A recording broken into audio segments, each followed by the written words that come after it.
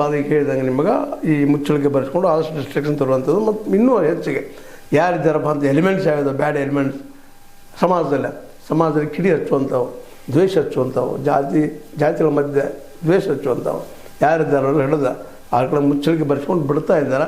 ಮತ್ತು ಸಿಕ್ಕರೆ ಅದಕ್ಕೆ ಹೆಚ್ಚಿನ ಶಿಕ್ಷೆ ಕೊಡ್ತಾ ಇದ್ದಾರೆ. ಈಗಾಗಲೇ ಅಲ್ಲೇ ಹೆಚ್ಚು ಕಡಿಮೆ 54 ಮಂದಿ 10.15 ಲಕ್ಷ ರೂಪಾಯಿ ಏನು ಠೇವಣಿ ಇಟ್ಟಿದ್ರು ಫಂಕ್ಷನ್ ಮಾಡಿಸೋದಾಗ ಅವೆಲ್ಲ ಗುಳುಮ್ ಮಾಡಿ ಹೋಗಿಬಿಟ್ಟಿದ್ದಾರೆ, ಸರ್ಕಾರಕ್ಕೆ ಬರೋಂಗೆ ಮಾಡಿಬಿಟ್ಟಿದ್ದಾರೆ ಅದನ್ನು. ಯಾಕಂದ್ರೆ ಅವ್ರು ದ್ವೇಷ ಭಾಷಣ ಮಾಡಿದರು, ಅಂತ ಕೆಲಸ ಮಾಡಿದ್ರು, ಅವರು ರೆಕಾರ್ಡ್ ಅವ್ರು ಹಿಡಿದಿದ್ದಾರೆ. ಅವ್ರ ದುಡ್ಡನ್ನು ಜೊತೆಗೆ ನಿಮ್ಮ ಮುಂದುವರೆದು ಶಿಕ್ಷಣ ಆಗ್ತದೆ ನಿಮಗಂತ ಬೆದರಿಕೆನೂ ಹಾಕಿದ್ದಾರೆ. ಈಗಂತೂ ಹೊಸ ಕಾನೂನು ಬಂದದ, 7 ವರ್ಷದ ತನಕ 10 ವರ್ಷ ತನಕ ಇದು ಅದ, ಜೈಲು ವಾಸನೂ ಅದ, ಶಿಕ್ಷೆ ಅದ 5 ಲಕ್ಷ ತನಕ. ಅದೆಲ್ಲರೂ ಈ ಕಂಟ್ರೋಲ್ಗೆ ತರಬಹುದು ಅನ್ನುವಂಥ ಮಾತಿಲ್ಲಿದ್ದಾವೆ. ಇಲ್ಲ ಮುಂದಿದ್ರಾಗ ಇನ್ನೊಂದು ಮಾತು ಏನಪ್ಪ ಅಂತಂದ್ರೆ, ಹಿಂದೂಗಳ ಪೈಕಿ ಏನದಾರಲ್ಲ ಈ ನಮ್ಮ ದ್ವೇಷ ಭಾಷಣ ಮಾಡೋಂಥ ಜನ, ಇದರಲ್ಲೇ 474 ಜನ ರೌಡಿ ಶೀಟರ್ಗಳಿದ್ದಾರೆ. ವಿಶೇಷ ರೌಡಿ ಶೀಟರ್ ಇಂಥದ್ದೆಲ್ಲ ಮಾಡುವಂಥದ್ದು. ಇವರು ಸಮಾಜ ಒಂದು ಯಾವುದೋ ದುಡ್ಡಿದ್ದಂಥವ್ರ ಪರವಾಗಿ, ಅದು ತಮಗೆ ಅನುಕೂಲ ಮಾಡೋರ ಪರವಾಗಿ ಯಾರು ಕೆಲಸ ಮಾಡ್ತಾ ಇರ್ತಾರೆ, ರೌಡಿಸಮ್ ಮಾಡ್ತಿರ್ತಾರೆ, ದುಡ್ಡು ಹುಟ್ಟಿಸ್ಕೊಳ್ತಿರ್ತಾರೆ.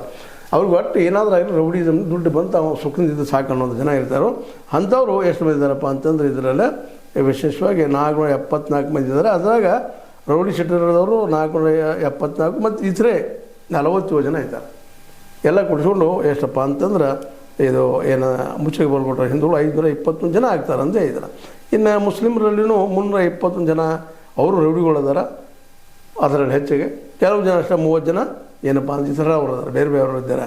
ಇನ್ನು ಅದೇ ಇತರ ಧರ್ಮಗಳಲ್ಲೇ 11 ಜನ ರೌಡಿ ಶೀಟರು, 23 ಜನ ಇತರ ಇದ್ದಾರೆ ಅಂತೇಳಿ ಕಮಿಷನರ್ ಸುಧೀರ್ ಕುಮಾರ್ ರೆಡ್ಡಿ CH ಅವರು ವಿವರಣೆ ಕೊಟ್ಟಿದ್ದಾರೆ.